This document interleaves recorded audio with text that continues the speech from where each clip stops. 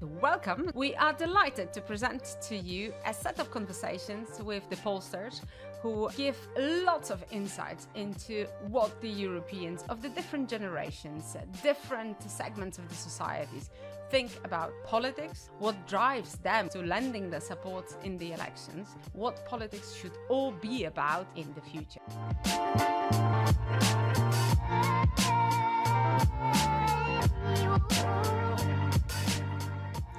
Welcome to this news episode of FEPS Talks. It's a part of a very special series where we have a privilege and pleasure to host the members of the Next Left Progressive Pollsters network, who are people with absolutely exciting insights into what the European public thinks, might possibly think, what we should expect as the big social issues, and how to understand reality around us to be able not only to persevere in that, but also perhaps to be as audacious as to change the course of the things to come.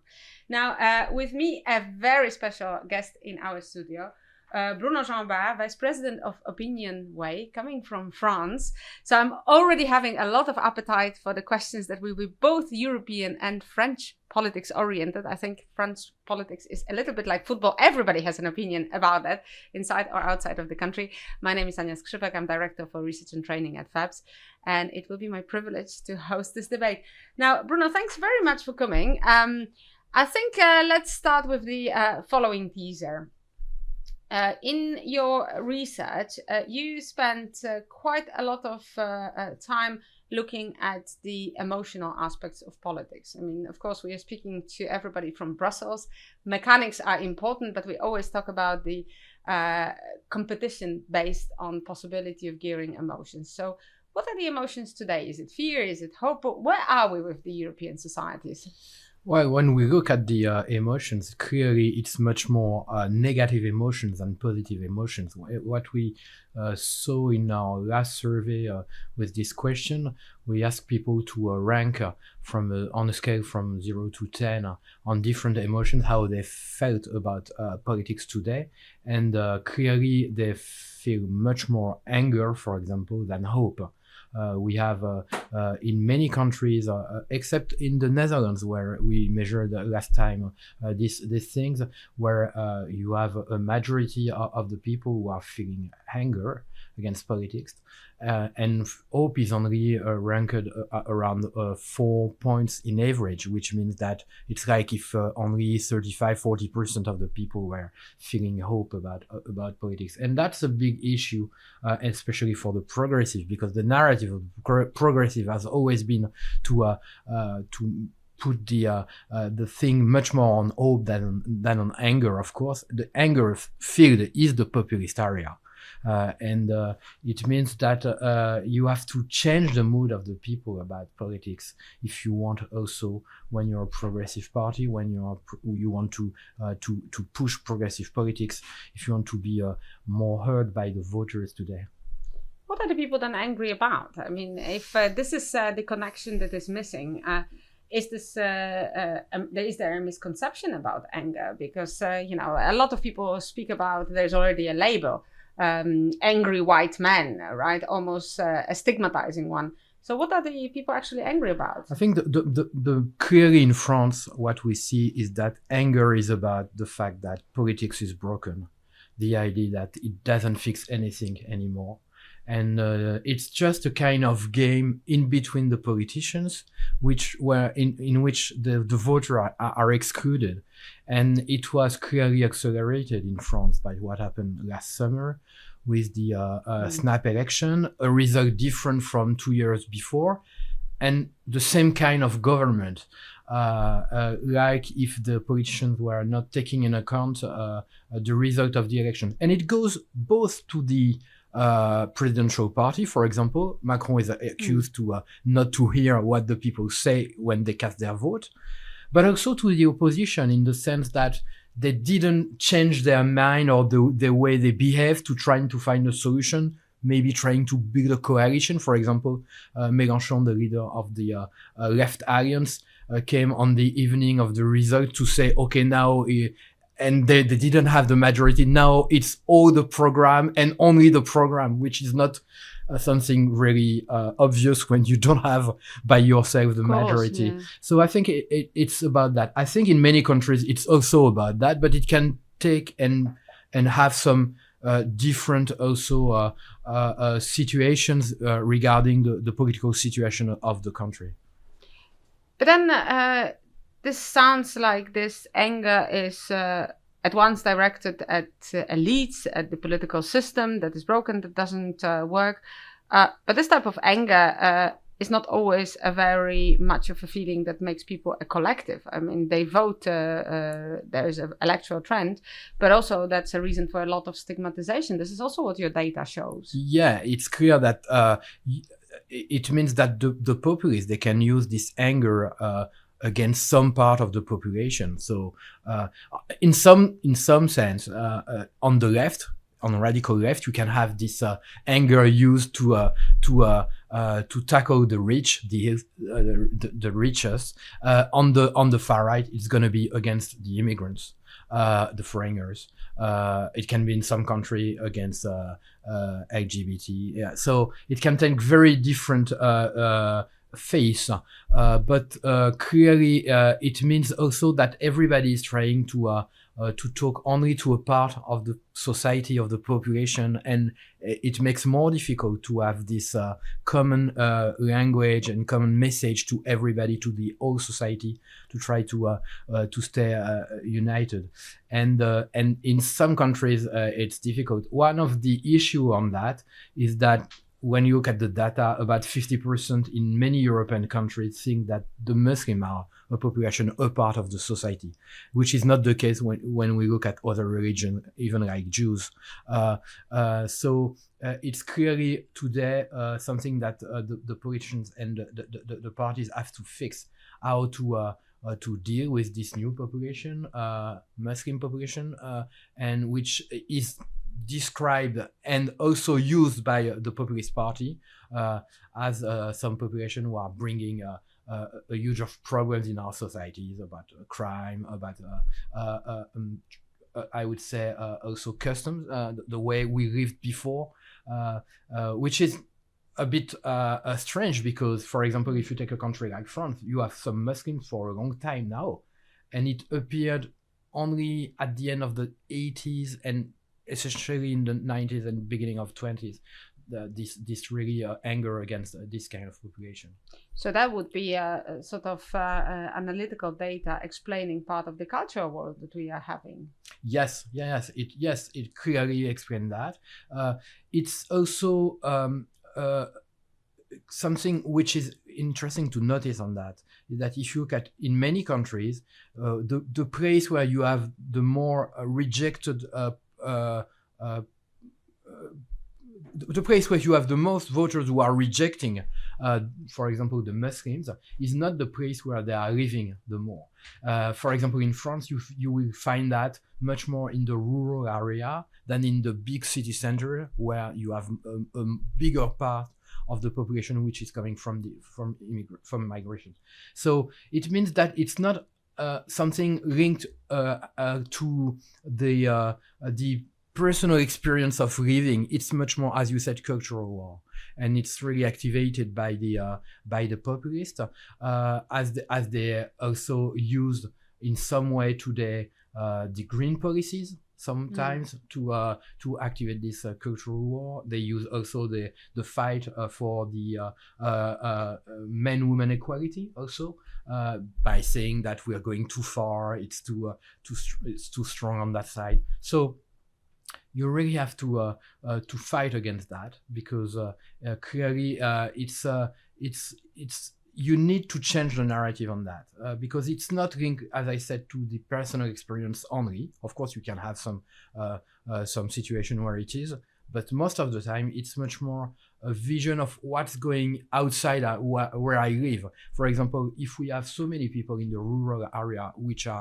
have speeches against migration, it's because they see in the social media, sometimes on TV, difficulties of the integration of foreign populations, and their only reaction is, I don't want that to come to my place. So I would prefer to vote for people who are saying that they are going to tackle that, because I want to keep my place still protected from that. But it sounds like that the progress is hampered by a lot of prejudice and different phobias, if you want. But since you've hinted that, I have to sort of take my opportunity and ask you, okay, we have anger. We have lots of people who feel very dissatisfied with politics. We have people who stigmatize and are aggressive or ready to be aggressive towards the other groups within the same society. So how from this broken picture can we get a common synthesis, something that Social Democrats could stand on? Because you said hope is difficult. It seems like an illusion. People are living more and more apart. They base themselves on projection of reality. So where is the breaking point? I think, first of all, it's to remind that it's not new. This idea of a society which is divided, where people are living very differently from a class to another, or an origin to another. I mean, what is really interesting in that narrative is that it looks like if in the past the migrants were not living in specific neighborhoods in our cities. It was the case already, so it's not really new. So maybe first, I think we should remind that, and we should discuss about the reality of what is new in that situation and what is not new. Mm-hmm. The second thing is that what we see also in our surveys is that you still have a high level of personal satisfaction in life.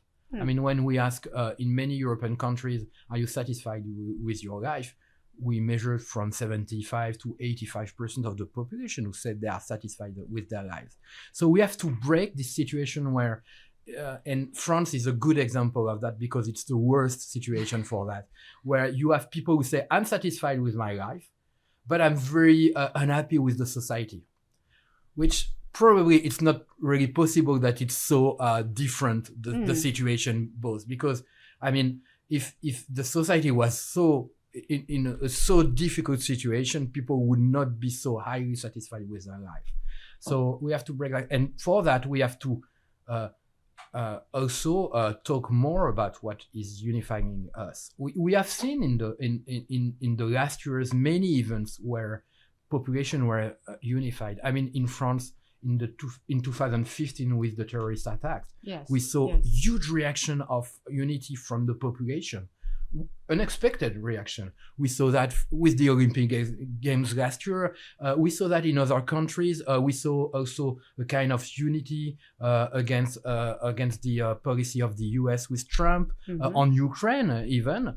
If there is a huge gap between Eastern Europe and Western Europe, I mean, but in the public opinion, you still have a population all over Europe who's saying that it's Russia which is responsible of the conflict. We have to support Ukrainian. Of course, we don't want to send soldiers, but we agree to send some weapons and to help them financially.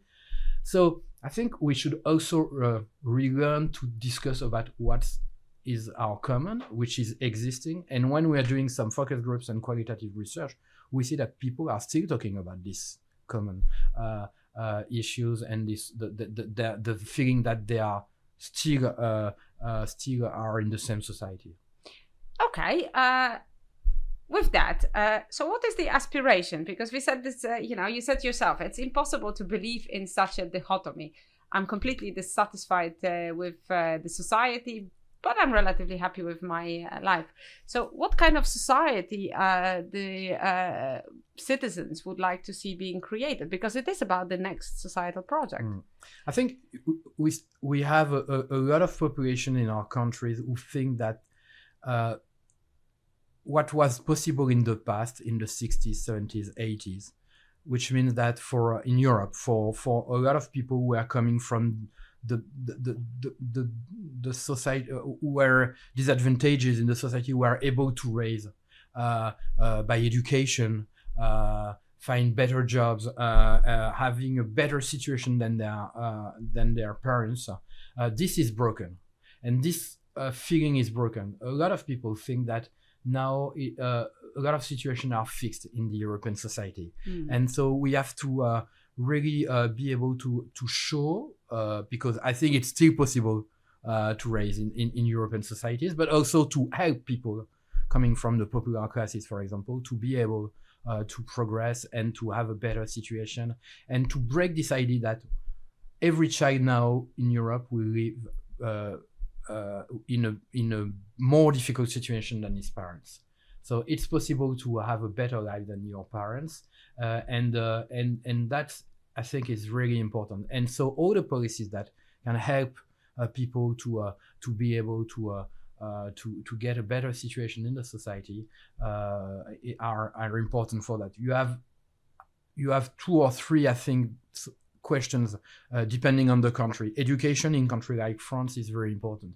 I mean, the education system is not working so well now, and it makes more difficult for people coming from the down of the society to rise. You have in most of the country an issue about housing. Housing is a difficult issue for politicians because it's a long-term issue. It's difficult to take some decisions that will have immediately an effect if you want to take some good decisions. So generally it's out of the debate, but it's a huge problem for many people because of housing and problems. It's difficult to move from a place to another, to go to take another job, to be able to have a better career in your professional life also. And the last thing is that, and it's also depending on the country, is the fact that people in Europe are still very attached to the European social model. So it takes different configuration in different countries. But the fact that we have a welfare state in Europe, in most of our countries, but now sometimes they are dissatisfied with this idea that they pay a lot for a system which is not so efficient that it was in the past. So we have to really make it more efficiency, maybe more focused on the main difficult situations, and it's not easy because it's to find a point of a balance between the fact that if you have too generous benefits system, you will activate people who say, okay, it helps too much people who are not working. But we know that it's something very important to help people to pass difficult period and to be able to recover and to take their place in the society. I think that's a very interesting tension indeed between people in the world of labor and people in the world of labor who vastly depend also on the provision of the public services. But before I bring these fascinating episodes to the end, I mean, you hinted to France a couple of times. France has been, as I said at the very beginning in my introductory remark, has been observed with a lot of fascination. How would you see the situation now? You're also a year after the snap elections, which were necessary following the European elections. Lots happened in between, but there's always a fear of how the French political situation will play. We, of course, by default are going to see some big changes in the French political landscape. I know it's difficult to foretell anything. The reality might change. But what would be your bet when it comes to the developments of the next 12 to 24 months? Yeah, I think first of all, the situation is quite blocked now for the next 2 years. Until the next presidential election, if we don't have an election before. Sure, yes. But it's blocked because we don't have a majority in the country. We don't see how a new snap election could solve that and fix that. And the problem is that in France now, since 1958, the key election is the presidential election. It's the one who can fix the problem, making a new president or man or woman, and making him able to get a new majority. So I would suspect that the country is going to stay to do not to move a lot since 2 years. The other point is that we are in the middle of a situation. We have two options until the next presidential election. Either we are following the path that we have followed during the last months, and we should see the emerging of a three bloc political parties or movement in this election, with a populist left around Mélenchon, a populist right around the National Rally, and a block of moderates which are divided for the moment, but maybe the voters, because they fear to have to choose between Mélenchon and Le Pen, or Mélenchon and another National Rally candidate, we find a kind of leader, and we aggregate around this leader to have a moderate on the second round of the election.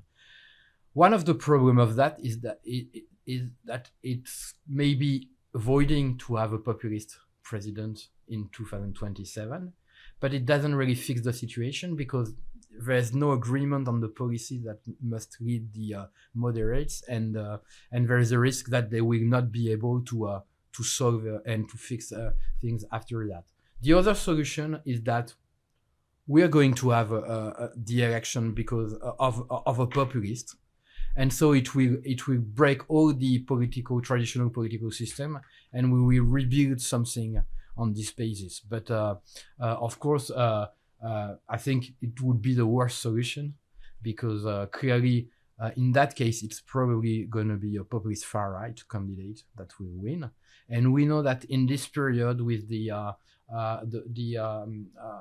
with Trump in the US, with some other populists in some European countries, France to go on that side would be a very, very difficult signal for the European Union, and for what the European Union can bring us and help us to for recovering in the next years. Thank you. That means that we are finishing our conversation with a huge challenge for all the progressive forces, because this is not something that can be taken lightly. And I think everything you've mentioned points out that this is a historical momentum with a lots of lessons, rules of the games changing, but nevertheless the aspiration, hopes for people, and the trust is still there to be acquired, and one has to find a way to change the trends. Bruno Jeanbart, Vice President of the Opinion Way, was your guest and my guest in this episode of the FEPS Talks special part of the series for the Progressive Pollsters Network. Bruno, thank you very much indeed. Thank you. This series of podcasts is only part of the series of the FEPS Talks. You can find many of them pertaining democracy, socio-economic dimension, digital, climate, foreign policy, gender equality, and many, many others via our YouTube channel. We wholeheartedly recommend all of them to your attention. We would be incredibly, incredibly grateful if you felt like intervening and leaving your comments behind. Thanks so much, and I do hope to see you online and hear soon from you in the future.